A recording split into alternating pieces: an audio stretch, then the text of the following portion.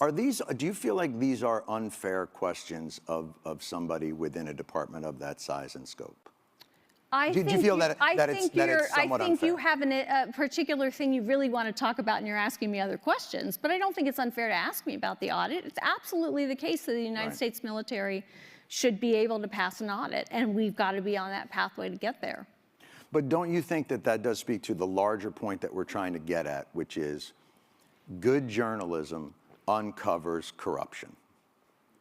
And okay, I mean, good journalism does uncover corruption, but I'm not sure these two things are linked. An audit is not. But they are. Okay, so you need to explain to me, do you understand what an audit does and the degree to which it is linked to the question that you're asking?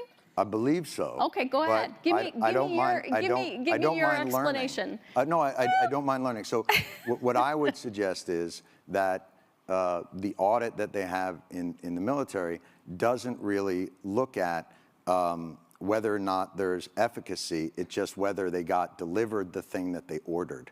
And that is any audit. That is any audit. That is true. But generally, those audits aren't $400 billion for Raytheon and $1.7 trillion for a plane that doesn't seem to be doing. Like, there is a lot of waste, fraud, and abuse within a system. Audits and waste, fraud, and abuse are not the same thing. So let's decompose these pieces for a moment. Please educate me on sure. What so an audit is difference exactly what you just described, yes. which is, do I know what was delivered to which place? Right. The ability to pass an audit, or the fact that the DoD has not passed an audit, is not suggestive of waste, fraud, and abuse.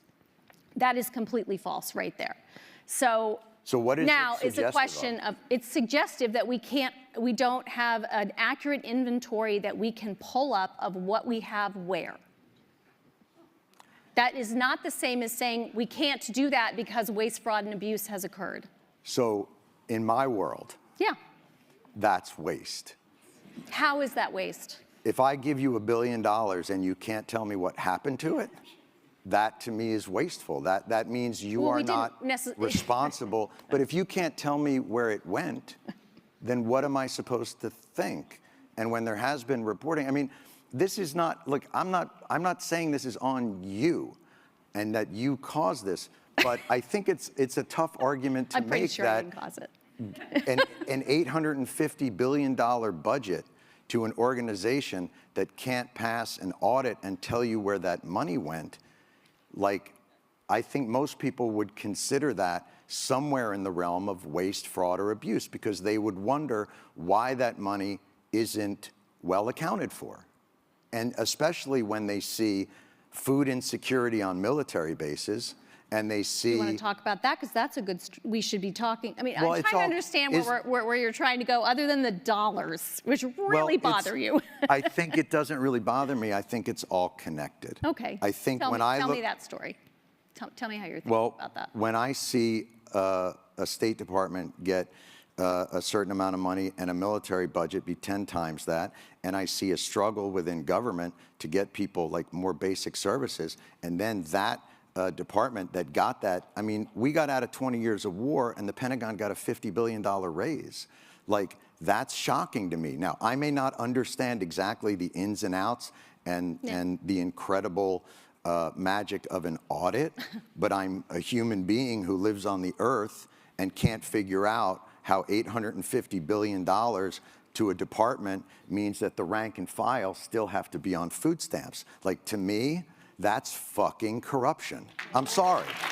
And if that blows your mind, and if you think like that's like a crazy agenda for me to have, I really think that that's institutional thinking, and that it's not looking at the day-to-day reality of the people that you call the greatest fighting force in the world. So I get back to this idea of like, I'm not looking to pick a fight with you, but I am surprised at that the reaction to these questions are, you don't know what an audit is, bucko. Like, that's just weird to me.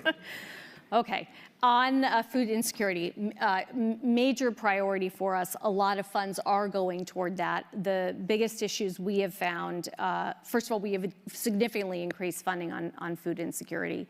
And we do think we are getting much better on that.